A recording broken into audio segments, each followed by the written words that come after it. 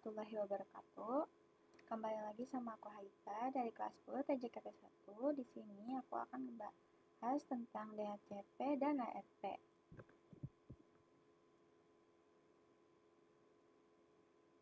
Di sini ada DHCP konsep. DHCP memiliki kepanjangan yaitu Dynamic Host Configuration Protocol. DHCP merupakan device yang digunakan untuk mempermudah distribusi IP address dalam satu jaringan atau otomatis. DHCP running dalam satu broadcast domain atau satu jaringan. Terdapat 3 jenis tipe pada DHCP. DHCP server sebagai penyedia layanan DHCP ke klien. DHCP klien sebagai penerima layanan DHCP dari server. DHCP relay penghubung layanan DHCP server ke klien. DHCP konsep. Jika teman-teman tahu IP4 delivery time jenis penelitian IP address ada 3, unicast, multicast, broadcast. Nah, broadcast itu seperti apa? Jadi, misal terdapat satu switch lagi yang dimana switchnya itu memiliki jaringan LAN sendiri.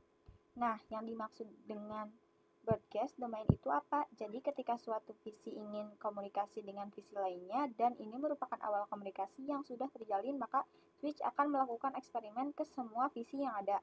Jadi ibaratnya ketika visi ingin mengirim paket ICMP kepada visi 2, sebelum itu visi 1 mengirim paket ke router dan dari router akan mengirim yang namanya broadcast ARP ke broadcast domain yang ada. Jadi broadcast domain itu ibaratkan satu cakupan LAN.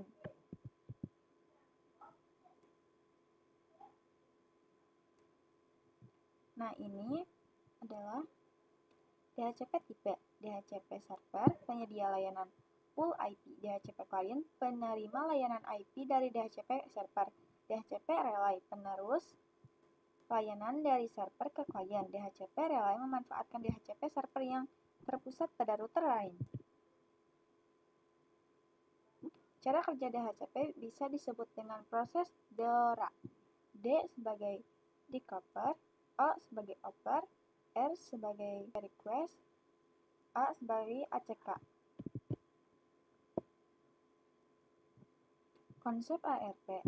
ARP kepanjangan dari Address Resolution Protocol. Gunakan untuk mapping IP address layer 3 dengan match address layer. Untuk menghubungkan kedua device, informasi ARP keduanya harus saling memiliki. ARP bekerja secara dinamik atau otomatis. Semua interface memancarkan ARP atau enable. Dapat juga dikonfigurasi secara manual. Static ARP. Jadi cara kerja ARP itu misalnya ada VPC 3 ingin koneksi ke internet, maka nanti ARP akan dicatat di router. Jadi ARP itu akan dicatat di bagian ARP table yang dimana ARP itu dicatat ketika ada suatu paket yang masuk ke router, baik itu masih lewat Ether 2 ataupun keluar dari Ether 1. Jadi ARP dicatat ketika ada suatu paket masuk ke router atau perintah keluar dari router. Contoh praktek, kita coba ping ke VPC 5, cek dulu IP dari VPC 5, yaitu ketik show IP lalu enter. Kita cek 8.8.8.8 nantinya IP address dan juga MAC addressnya si VPC 5 akan dicatat di ARP table yang ada di router MikroTik kita. Sekian presentasi dari saya. Wassalamualaikum warahmatullahi wabarakatuh.